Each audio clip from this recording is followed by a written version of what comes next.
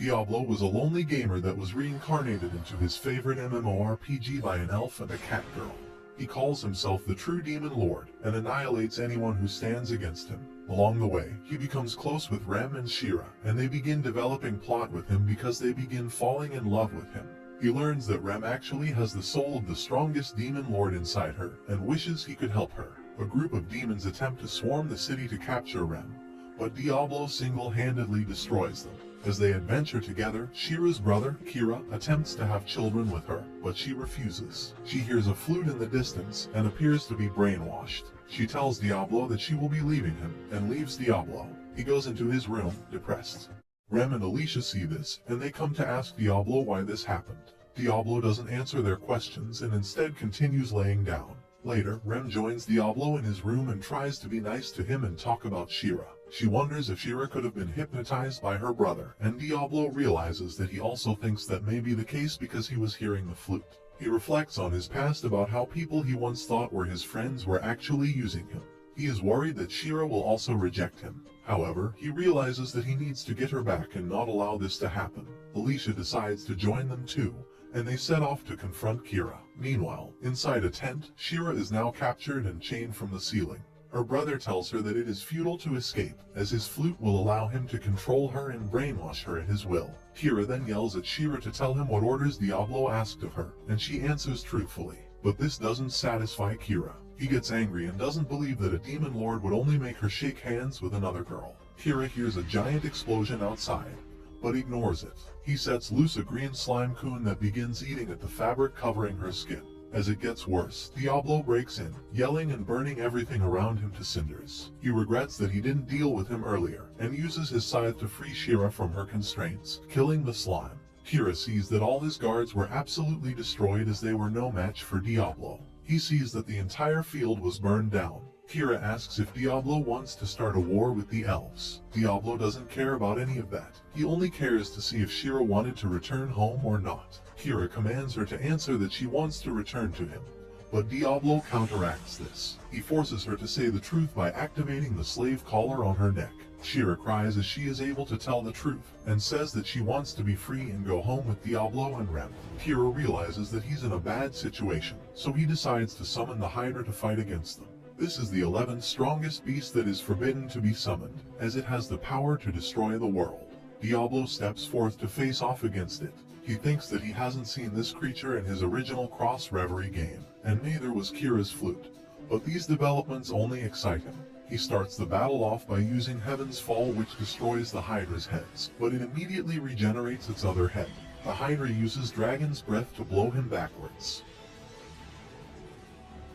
Since it is not a magical attack, he is unable to reflect it, leaving him at a disadvantage. But this isn't the only disadvantage. Powerful summons always have one skill. However, this Hydra has multiple overpowered skills. All the heads spew the Dragon's Breath, sending Diablo running. Kira reveals that Diablo will never be able to defeat the Hydra because it has a moving weak point in its body. But Diablo uses this to his advantage. He runs under the Hydra and uses his overpowered abilities to destroy it once and for all.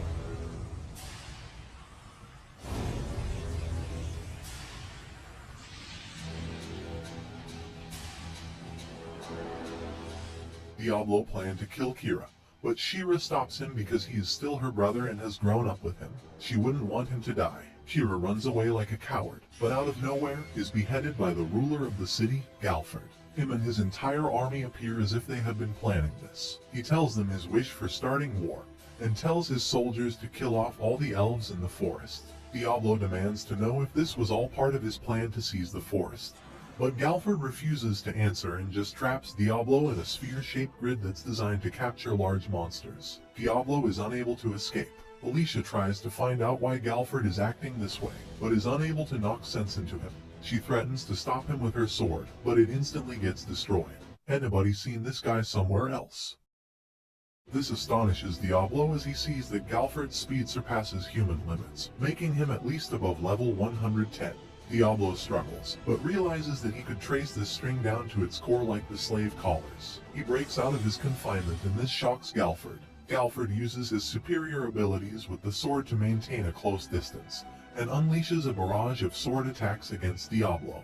However, Diablo's agility allows him to dodge all the ensuing attacks. Diablo casts a supermind that forces Galford to move back and be careful with his movements. He casts multiple superminds around the field.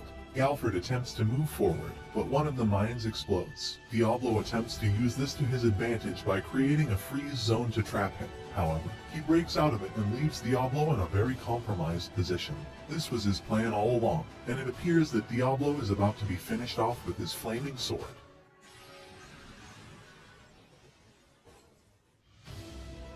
Diablo, at the last second, casts Lightning Bullet at Galford. Diablo doesn't kill Galford and pretends that it was because he lost interest in fighting such an unworthy thing.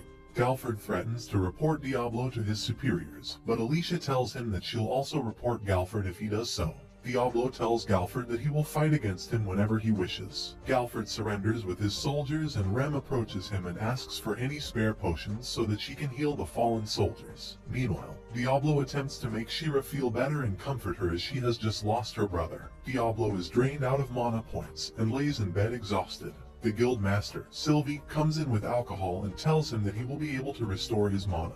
Diablo thinks that he can't get drunk in this game, but after a single drink, our man loses his mind and develops plot.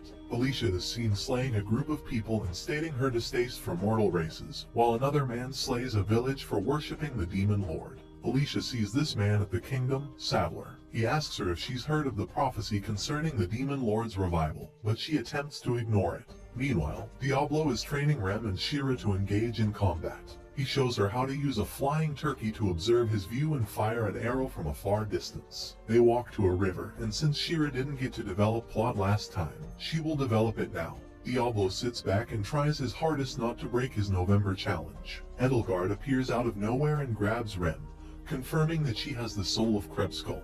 Shira is confused by this, but Rem later explains her backstory to Shira. Shira tears up and promises that she will always support Rem and be by her side. Edelgard then explains that there is a way to extract the demon's soul out of Rem without killing her, and this is extremely interesting to Diablo, although he wishes to kill Krebskull. They both want to get the demon lord out of Rem, but Diablo wishes to kill it to keep true to his promise for Rem.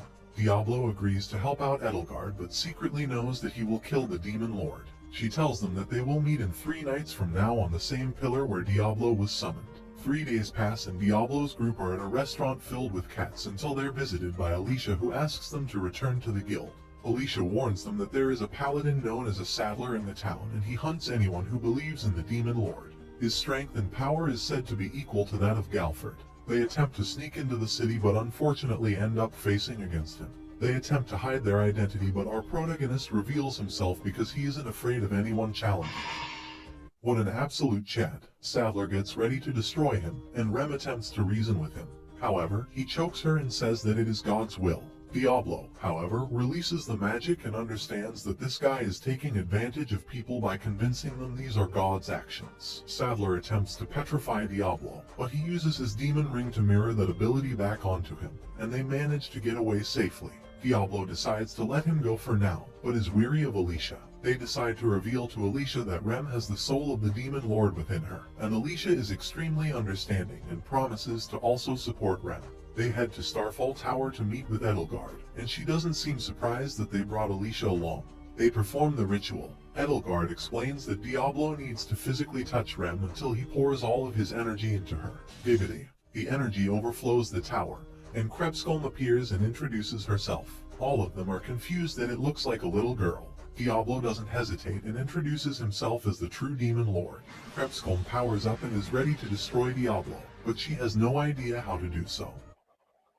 It appears that she has amnesia, and Rem understands now why she doesn't look like a fully developed beast. She begins chanting that she doesn't need to kill people if she doesn't want to. Alicia, on the other hand, begins saying that it is the duty of the demon lord to kill people, and Edelgard attempts to back her up. Krebskull is confused and says she doesn't know why she would want to kill humans anyway. She is just hungry and wants food. Shira decides to throw her a biscuit so that she could eat up, and Krebskull realizes that her duty in this world will be to eat all the biscuits in the world. The mysterious beast comes and introduces himself as the one who has served demon lords for generations. He offers to sacrifice the rest of the people present for the demon lord. but Krebsglum refuses it because she wouldn't be able to get any biscuits. He is confused and upset because he wanted to follow through with her mission to get rid of all the mortals in the world, and he calls Krebsglum an incomplete reincarnation. He is ready to kill her, but Edelgard stops him as she will not allow him to kill the Demon Lord. Diablo interferes and attempts to save her before she dies. He then faces off with the beast and casts spells against him, but they do not damage him. The beast casts Quartz Lance, but Diablo reflects it with his demon ring. The demon recognizes this power as it is an ancient power that existed from the beginning of time, and Diablo knows this was just one of the raid bosses he killed early when the game was released. He dashes at Krebsglum to attempt to kill her, but Diablo does his best to fend him off. Diablo proclaims he is the true Demon Lord, and this sends the enemy flying. They arrive at the city, and agree to call Krebsglum Clem to avoid her being identified as the Demon Lord. Shira and Clem attempt to help Diablo regenerate his mana points by developing plot, because of course that's how it works. In her room, Alicia remembers her childhood and resolves that she will follow the Demon Lord's wishes to eliminate all the mortal races. Later that night, down a dark and narrow alley, Alicia holds Clem by her wrist and Rem states her curiosity as to where Alicia is leading them to. Alicia reveals her true nature and intentions to have Clem regain her memories for her to become the Demon Lord Krebsglum. Alicia also revealed that she was the one who caused the beast to be summoned in the city. They are confronted by Sadler, and Alicia tells them that Rem and Clem are Demon Lord worshippers. Rem summons her beast, but Sadler's soldiers restrain it and kill it. Rem tries to attack him, however, she is just restrained. Alicia tells her that Clem needs hatred. Diablo searches for Rem, Clem, and Alicia, and believes Sadler to be the reason they went missing. Rem wakes up in an iron cage inside a wagon and talks with Clem. Rem tells her that she has suffered so much because of her existence, but she doesn't want to kill her. Clem says that she understands as she was also imprisoned for a very long time, and wants to be nice to Rem. Rem makes Clem promise that she will never kill a mortal being no matter what, and Clem promises. The wagon stops at a church and this show turns into 50 Shades of Grey. Diablo attempts to get the help of guild members, but realizes that no one would want to talk to him as he is a demon. He attempts to ask them for help, but his game character forces him to be mean about it. The young boy tells everyone in the guild that there is a young cat girl being taken hostage, and Diablo begins to go running after them. A swarm of fallen surround the city and are ready to attack it. Back at the church, Sadler is still torturing Rem, but Clem attacks him. He draws his sword at Clem, but Rem protects Clem by embracing her and taking the sword blow onto her back. Sadler stabs several swords into Rem's back. Clem sees this and expels a surge of energy from her body, and Rem realizes that this is why Alicia wanted her to feel hatred. Clem is fully awakened as Krebsglum, and she eviscerates Sadler along with the field.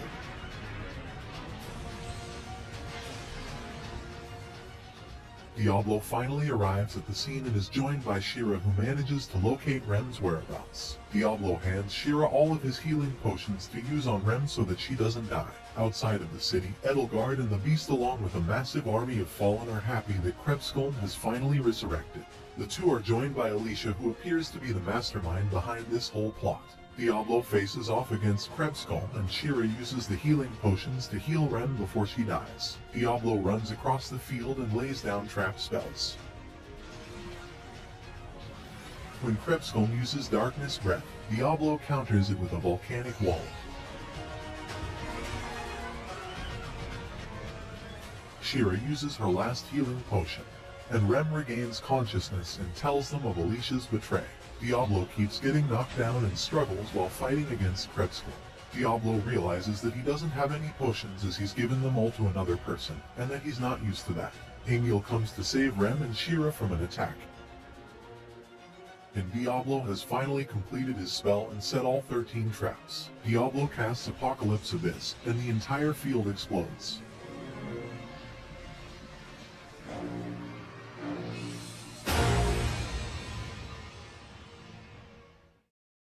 Krebsglum, however, is still alive. Rem runs towards it, and shows her she is still alive. She touches Rem, and her armor breaks and they are finally reunited. The Beast is about to ridicule Edelgard and Alicia for failing, but they begin attacking them to escape. Sylvie meets up with Diablo and thanks them for stopping the terror that was about to ensue. Sylvie suggests that they will need to get rid of Clem as she is a dangerous threat. Diablo wishes to keep her, and Sylvie trusts him, but she doesn't trust Clem. Diablo asks if Clem would be okay in being his slave if that will allow her to keep living here. Rem and Shira assure her that Diablo will never ask anything of her, and so she agrees.